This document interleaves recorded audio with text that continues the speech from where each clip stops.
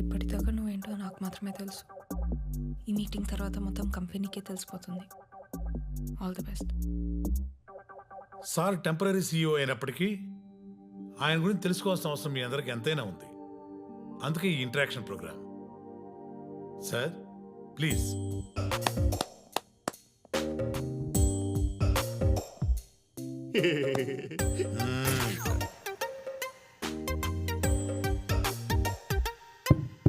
Check check. ఇప్పుడు పాట పాడతారా ఏంటి? సార్ ఇది హస్త నక్షత్రం కదా, నీకెలా తెలుసు? నాది అదే సార్, అందుకే సేమ్ ఆలోచిస్తున్నాం. సార్ మీ తొడ మీద తాటి ముంజంత పుట్టుముచ్చింది కదా. ఇప్పుడు ప్యాంట్ ఇప్పమంటావా ఏంటి? లేదు సార్. అటు చూడు. ఒక్కసారి అందరూ లేచి నిలబడండి.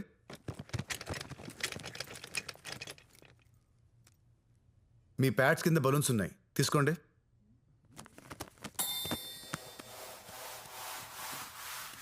ఇప్పుడు ఊదండి. వచ్చు కదా, ఊదండి.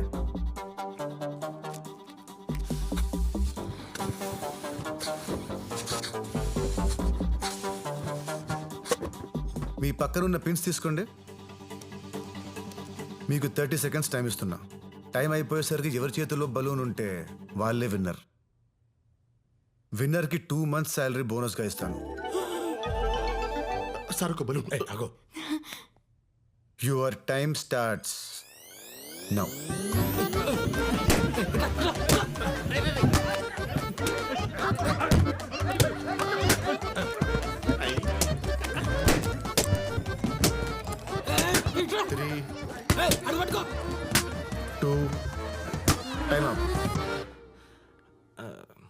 వాడు ఏం చేస్తున్నాడు అసలు? నేను విక్టిమ్ సార్, విట్నెస్ కాదు. హే, ఎవరి దగ్గర బలూన్స్ లేవు. నైస్. నేను ఎవరి దగ్గర బలూన్స్ ఉంటే వాళ్ళు గెలుస్తారని చెప్పాను. అందరి దగ్గర బలూన్స్ ఉంటే అందరూ గెలిచినట్టే కదా.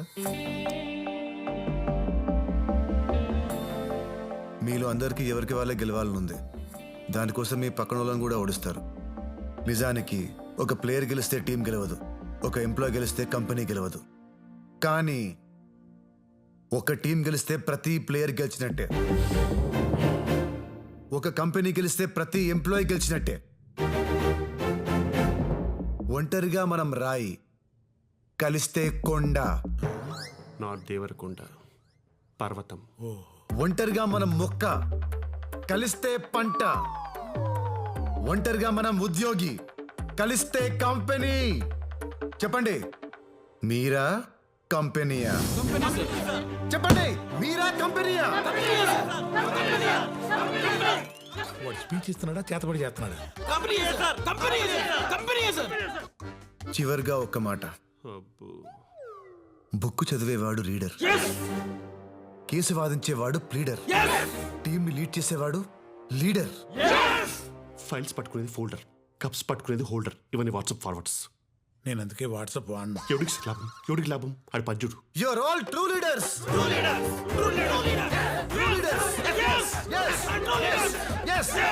ఇప్పటిదాకా జీతం కోసం పనిచేశాను సార్.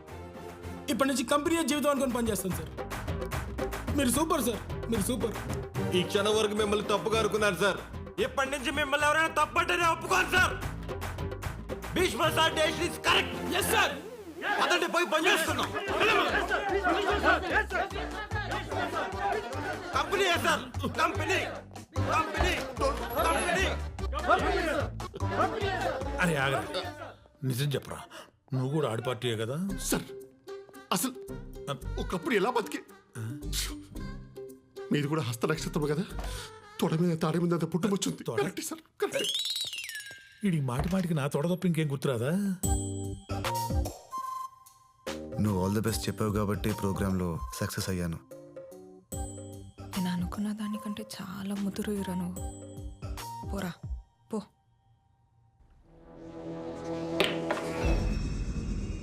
నువ్వు నాకేం చెప్పావు? మేము కూడా మాలో ఎవరినైనా సీఈఓని చేస్తాడనుకున్నాం.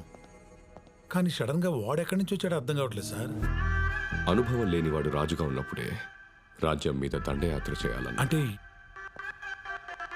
ఫస్ట్ బ్యాచ్ క్రాప్ వేయడానికి నాకు అర్జెంటుగా ఒక ఆర్గానిక్ విలేజ్ కావాలి.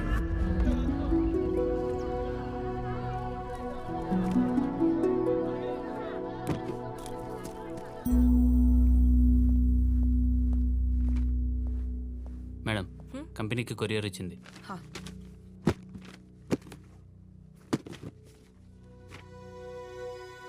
సింగనపాలెం అగ్రిమెంట్స్ వెనకొచ్చాయేంటి? లాస్ట్ వీక్ రావాల్సిన పంట కూడా ఇంకా రాలేదని ప్రొక్యూర్మెంట్ టీం ఇందాకే చెప్పారు మేడం. ఎందుకు? అక్కడ ఎగ్జిక్యూటివ్కి కాల్ చేసినా కూడా రెస్పాండ్ అవ్వలేదు మ్యామ్.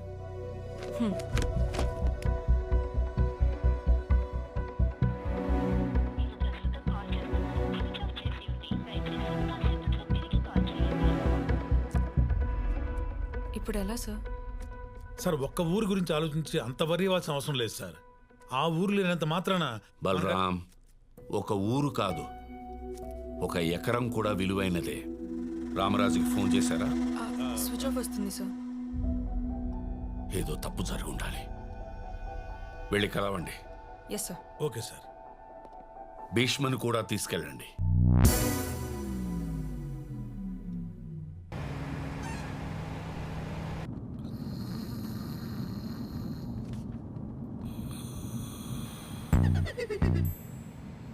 ఫేస్ ఏంటి భయ్య అంత ఇరాగ్గా పెట్టావు? సగం జీవితం యాక్సిలా ఆగిపోయాక ఫేస్ ఇలానే తయారవుద్ది. అయినా ఎంజాయ్ చేస్తూ చేయడానికి ఇదేం నా డ్రీమ్ జాబ్ కాదు, దిక్కుమల్ల జాబ్. యాక్సెల్ అంటే ఏంటి భయ్యా? వద్దులే. చెప్పయ్యా. సంకరా నా సంక కదిపితే ఖర్చేస్తున్నావు, నేను అట్టాను. అవు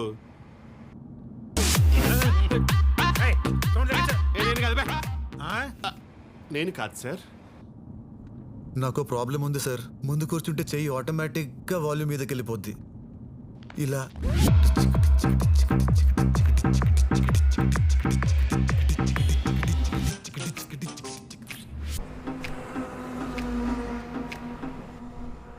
గమనించావా ఆడిని ఎంత ఇంటెలిజెంట్గా వెనక్కి పంపించేశాను?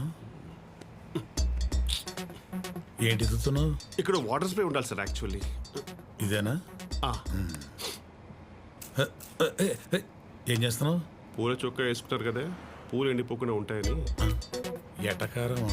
మరి కిడ్ సార్, ఇన్ని ఇన్సిడెంట్స్ జరిగినా ఇంకా మీరే ఇంటెలిజెంట్ అనుకునేలా వారు అనుకున్న పని మీతో చేయించాడు. వాడేమనుకున్నాడు? వెనక్కి చూడండి ఒకసారి.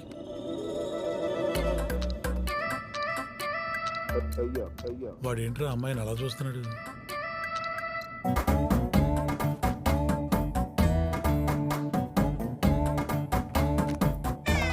ఏంటి?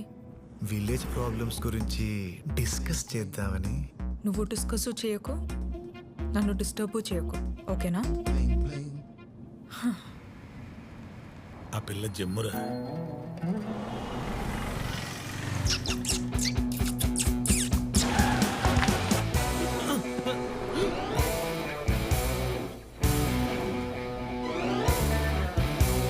ఏంటి? నేను మీకు పెట్టలేదు సార్. సర్లే. అమ్మతో సరే చెప్పారు కదా, పోనీ.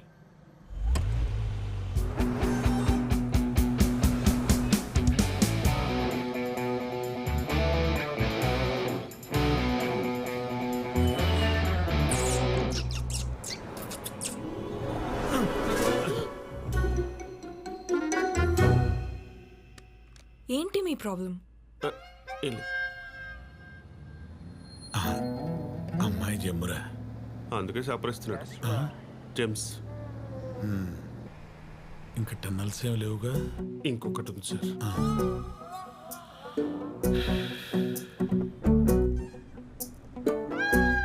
ఇంకా టన్నెల్ రాలేదు, ఇప్పుడు వస్తుంది.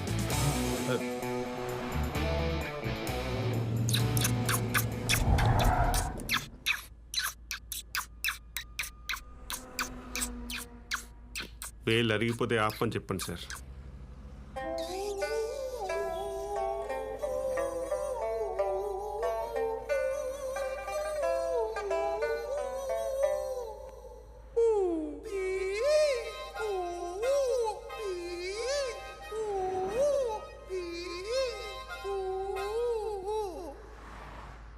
అలా క్యూట్గా చూడకు, సిగ్గేస్తుంది. క్యూట్ అంట్రా?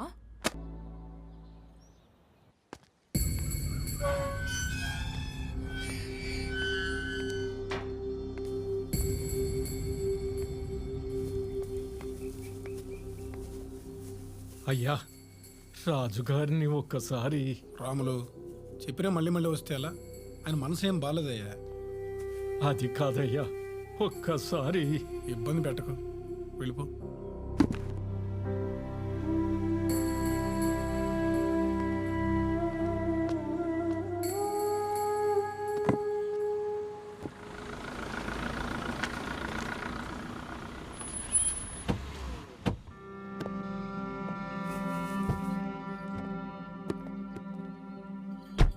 చైత్రమ్మా, మీరేంటి ఇలా వచ్చారు? రామరాజ్ గారిని కలుద్దామని. ఉన్నారు, పదండమ్మా. చెప్పమ్మా. సార్, సింగన్నపాలెం వాళ్ళు మన కంపెనీతో అగ్రిమెంట్ క్యాన్సిల్ చేసుకున్నారు. ఏం జరిగిందో తెలుసుకుందామని. ఇప్పుడు తెలుసుకుని ఉపయోగం లేదమ్మా. వాళ్ళు ఫీల్డ్ సైన్స్ వాళ్ళతో అగ్రిమెంట్ చేసుకుంటున్నారు. ఫీల్డ్ సైన్స్ వాళ్ళతోనా? అదేంటి సార్? ఈ సాలు పంట చాలా బాగా పండింది. ఎప్పట్లాగే భీష్మ కంపెనీ లారీల్లోనే పంటంతా ఎక్కించి పంపించారు. పండిన పంట డబ్బు చేతికొస్తుంది అని అందరూ ఎదురు చూస్తూ ఉండగా వారం రోజుల తర్వాత పంపించిన పంట పంపించినట్టే తిరిగి వచ్చేసింది.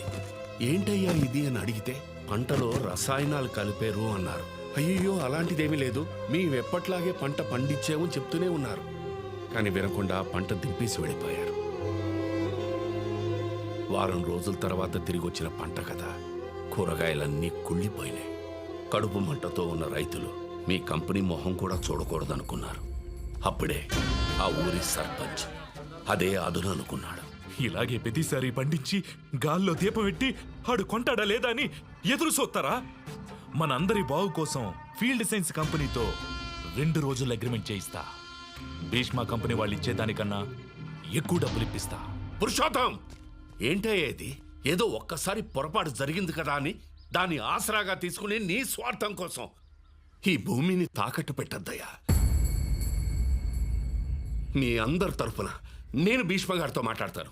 నాకొక్క అవకాశం ఇవ్వండి, ఇప్పుడే ఫోన్ చేస్తాను. ఏమండి రాజుగారు, ఏదో ఒక్కసారి తప్పు జరిగిందనే అంత తేలిగ్గా అంటారేంటండి? ఈ మాటకి నేను కాబట్టి ఊరుకున్నా. అదే కడుపు కాలిన రైతులైతే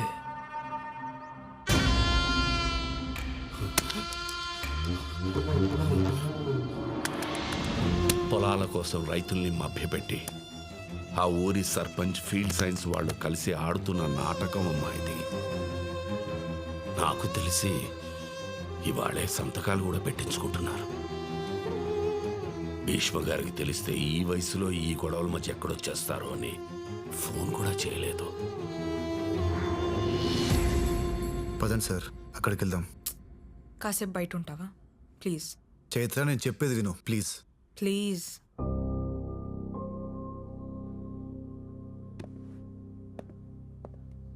ఇప్పుడు ఎలా సార్?